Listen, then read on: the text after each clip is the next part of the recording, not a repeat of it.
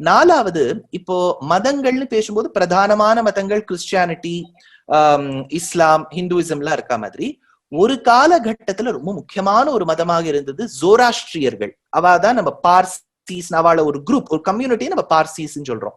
அவர்களுக்கு அக்னி வழிபாடு உண்டு. அக்னியை தான் பிரதானமாக கொள்வார்கள். ஃபயர் வர்ஷிப், ஃபயர் டெம்பிள்னு பேர். அந்த ஜோராஸ்ட்ரியன் ரிலிஜன்ல ஒரு புத்தகம் வந்ததுன்னா அதுக்கு ஜெந்த் அவெஸ்தா அப்படின்னு பேர். அந்த அவெஸ்தாங்கிற புஸ்தகம் கிட்டத்தட்ட அது எப்போ வந்ததுன்னு தெரியாது.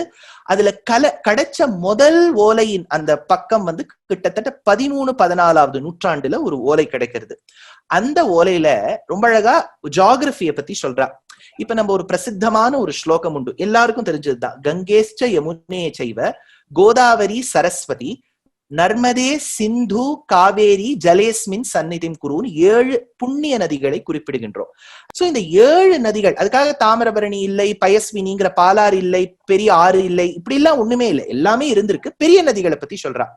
இது 7 நதிகள் ரொம்ப முக்கியமான நதிகள். அதுவும் நம்ம ஜியாகிரபில இந்த நதிகளில் தீர்த்தமாடினால், நீராடினால் ரொம்ப முக்கியம்னு கருதப்படுகின்றது.